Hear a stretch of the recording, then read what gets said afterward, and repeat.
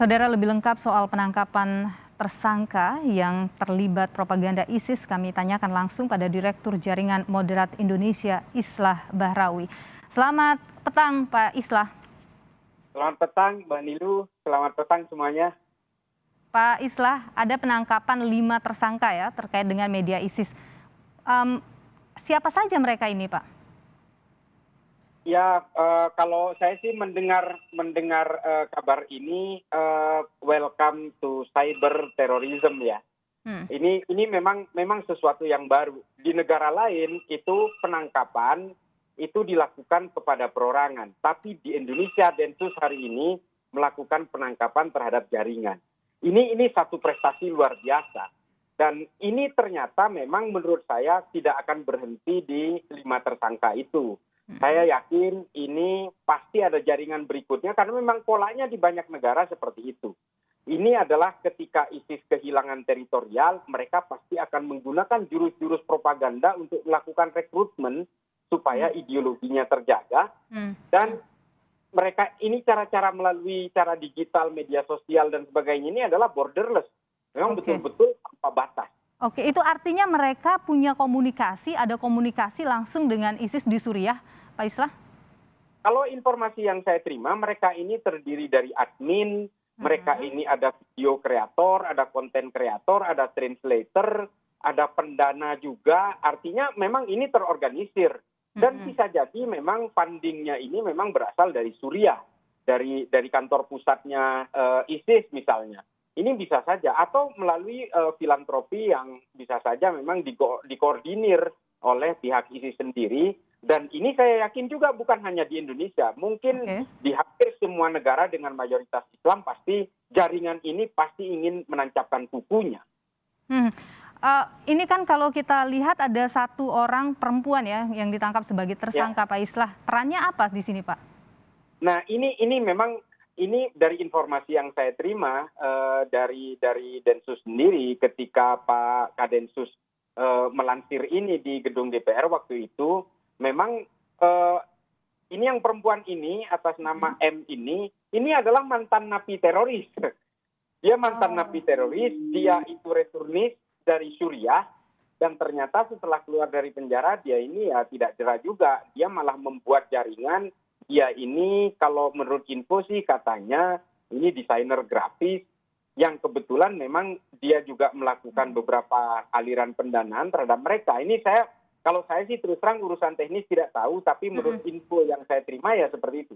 Dia ini termasuk salah satu think tank-nya karena dia memang alumni Suriah lah gitu, alumni jihadis dari Suriah.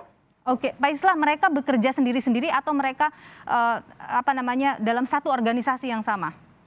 Nah, ini yang ditangkap ini sebenarnya adalah satu rangkaian jaringan dan mereka saja saling mengenal, tapi menurut info yang saya dapat juga ada jaringan lain yang memang dibuat sel terputus. Dan ini memang menjadi satu permasalahan, tapi saya meyakini bahwa dari pihak Densus 88 ya menurut saya sih seharusnya bisa memetakan ini dan melakukan penangkapan, berusaha untuk mengurai jaringan-jaringan berikutnya. Karena yang saya ketahui di Eropa, termasuk di Amerika, memang jaringan ini sangat banyak seperti pohon faktor ya. Tapi memang di Eropa dan di Amerika penangkapannya itu perorangan, bukan jaringan. Dan ini menurut saya adalah prestasi buat Densus karena dia berhasil menangkap jaringan. Oke, Pak Islah, apa yang perlu kemudian kita waspadai terkait dengan propaganda terorisme seperti ini melalui media sosial? Nah, ini memang repotnya ya, media-media ini kan merujuk kepada media resmi dari ISIS namanya An-Naba. Kelompok ini namanya kelompok An-Najiyah Media Center. Nah, memang ini agak unik karena semua konten itu diadaptasi ke isu-isu lokal. Nah, ini memang akan memakan banyak korban. Dan bisa jadi share to share-nya ini bisa jadi ribuan atau mungkin ratusan ribu. Nah, semua orang dimanapun, di pojokan manapun, di wilayah manapun bisa terpapar ini. Nah, oleh karena itu menurut saya resistensi itu harus datang dari masyarakat bahwa jangan terlalu mudah untuk melakukan share, memainkan media sosial. Jangan salah bahwa undang-undang terorisme sudah bisa menangkap mereka. Nah, kalau sudah terkena undang-undang terorisme ini bahaya memang. Ini saya sendiri ingin mengingatkan kepada masyarakat jangan terlalu mudah jangan terlalu vulgar, tetap ketika melakukan sharing itu tetap harus dipikirkan apakah ini berbahaya, apakah ini melawan negara, apakah ini melanggar undang-undang. Ini harus betul-betul disadari. Oke, Pak Islah, situs mereka apakah kemudian sudah dilaporkan, direkomendasikan untuk diblokir kepada Kemenkominfo? Ya seharusnya sudah. Kalau ada termasuk konten mereka ya? Kalau pelakunya sudah ditangkap, saya yakin pihak dari Densus sudah pasti akan ngontak dari Kominfo untuk di take down. Karena bagaimanapun ini adalah bagian dari alat bukti, kan URL-nya segala macam kan harus direkam. Oke, tadi Anda menyebut bahwa mungkin saja masih ada jaringan yang lain, begitu. Ada berapa banyak kalau menurut Anda? Kalau melihat dari beberapa gejala yang terjadi di Somalia, di Nigeria, di Sudan, dan di beberapa negara Eropa termasuk di Prancis dan di Norwegia, ada beberapa kasus serupa, ini bisa sampai 5-6 jaringan dalam satu negara dengan afiliasi yang sama ke Suriah. Ini memang menjadi bahaya ketika ini kan ISIS sudah punya teritorial, sementara ideologinya harus terus mengalir dan rekrutmennya tetap harus terjaga. Nah, inilah memang kemudian yang dilakukan oleh oleh ISIS ke setiap negara. Mereka berusaha memperkuat jaringannya dengan meletakkan anggota-anggotanya di sana dengan jalur komando khusus untuk melakukan aksi teror suatu saat. Oke, ini kan perlu pendanaan ya Pak Islah ya. Kalau Anda melihat ini pendanaan mereka apakah langsung dari Suriah ataukah ini ada pendanaan di dalam negeri atau di Indonesia ini?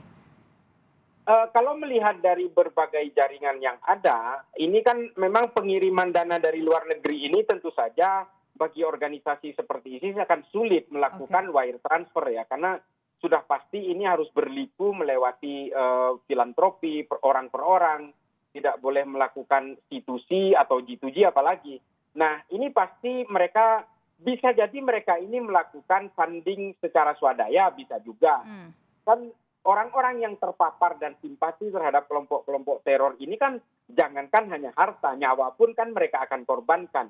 Bisa jadi mereka ini akan melakukan swadaya sendiri dalam hal funding, seperti beberapa kasus yang terungkap di Nigeria dan juga di Prancis, itu ternyata mereka menggunakan funding secara swadaya ya di antara mereka. Di antara kelompok ini saweran, lalu mereka menghidupi dirinya sendiri gitu karena faktor resiliensi ideologis tadi. Oke, baik Pak Islah, kita tentu akan menunggu, tapi yang paling penting saya ingin tanyakan juga ke Anda terakhir ini, propaganda seperti ini apakah bisa dikenali oleh orang awam Pak, bahwa ini adalah propaganda terkait terorisme begitu? Nah, ini memang repotnya ya. Di Indonesia ini kan terjadi disorientasi politik, perbedaan orientasi politik ini kan memang menjadi suatu persoalan gitu ya. Ketika orang yang tidak terpuaskan dalam 2 kali pilpres misalnya, kan dendamnya masih awet nih. Ditambah lagi dengan konten-konten seperti ini yang diadaptasi dengan isu-isu politik lokal, ini akan menjadi bahaya memang. Orang-orang akan dianjurkan dengan kebencian, caci maki, lalu diarahkan kepada eskalasi kekerasan. Nah, ini menjadi bahaya. Makanya kita tetap harus bersandar kepada Densus. Mudah-mudahan Densus berhasil memetakan jaringan ini dan melakukan penangkapan setuntas-tuntasnya, sehingga guliran-guliran konten yang mengarahkan orang kepada agitasi kekerasan ini akan berhenti. Karena memang ya, konten-kontennya kalau saya lihat memang lebih mengarah kepada orientasi politik lokal, melawan kepada negara, selalu mencaci maki pemerintahan. Nah, ini yang dialirkan kepada orang-orang yang sebenarnya bisa jadi hanya karena kekecewaan politik dan tidak punya kaitan dengan terorisme sebenarnya. Tapi kalau sampai ditangkap, ini bisa juga dijerat dengan undang-undang teror. Nah, ini yang harus menjadi perhatian masyarakat. Harus dijauhi dengan konten-konten yang seperti ini. Pak Islah, mereka ini profesinya apa? Utamanya yang perempuan ini. Tadi Anda sebutkan dia habis dari Suriah, kemudian sebagainya. Sebenarnya mereka background-nya seperti apa, Pak? Utamanya yang perempuan.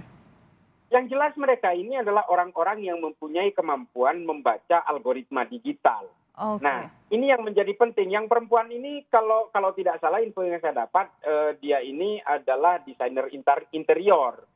Nah, ini sebenarnya orang yang berpenghasilan, makanya ini menurut saya ini memang faktor ideologis yang sudah tertanam rapi di dalam anchor, dalam subconscious mind-nya. Mereka punya pekerjaan begitu Pak Islah? Padahal dia ini mantan napi gitu loh.